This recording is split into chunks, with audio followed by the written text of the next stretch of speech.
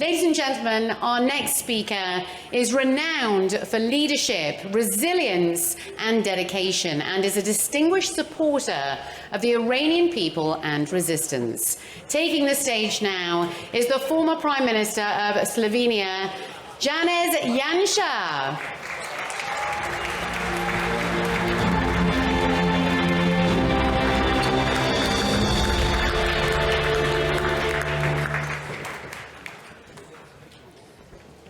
Ladies and gentlemen, distinguished participants of the Free Iran World Summit 2023. First of all, allow me to extend my warmest greetings to the President of the National Council of the Resistance of Iran, Mrs. Mariam Rajavi, the bravest woman in the world.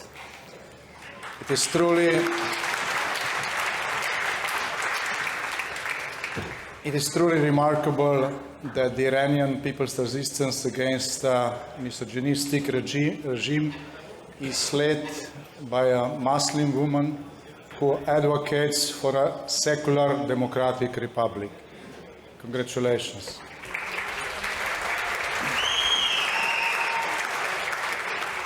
Madam President, your unwavering commitment to the cause of freedom is an inspiration to all of us. Once again, I emphasize what I have reiterated on numerous occasions. The people of Iran deserve democracy, freedom, and the protection of their human rights. It is incumbent upon the international community to provide unwavering support to their aspirations. I am very glad that this is happening today. As we gather here today, the world's attention may be drawn to pressing issues in various regions, such as the Russian aggression in Ukraine. However, it is essential that we raise greater awareness of the severity of the situation in Iran. The Iranian regime's human rights violations must not go unnoticed, and we must hold them accountable. Being a political prisoner myself, I call to the world governments not to forget the families of the 30,000 political prisoners who tragically lost their lives during the 1988 massacre. I reiterate my steadfast support for their calls for justice and accountability to the establishment of a United Nations Commission of Inquiry into this massacre. For over 3 decades, the world seemed to have forgotten about the victims of this massacre. It is time for that to change.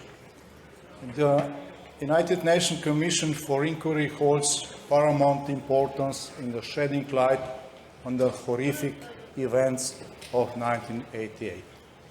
The families of the victims yearn for this commission to finally deliver justice and closure.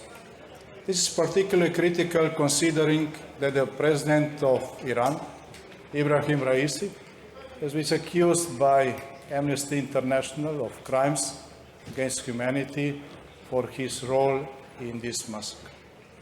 Equally important to note is the resilience and bravery of the organized opposition's resistance units in Iran, who risk their lives to confront the brutal force of the Islamic Revolutionary Guard Corps.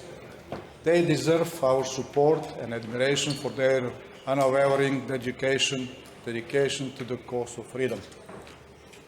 Change in Iran is inevitable because the people of Iran do not want this regime. They have shown through their slogans and actions that they reject all forms of dictatorship and tyranny. It is crucial to recognize that Iran has a democratic alternative. In this regard, I call upon Western democracies, particularly European countries, to impose comprehensive sanctions on Iran's regime and blacklist the Revolutionary Guards as a terrorist organization. This is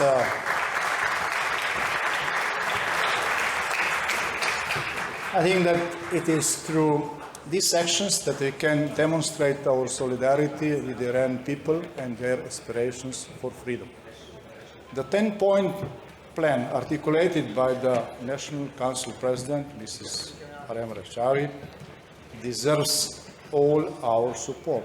Its commitment to free elections, freedom of assembly and expression, abolition of the death penalty, separation of religion and state, autonomy for Iran's ethnicities, and a non-nuclear Iran is in full line with the democratic values.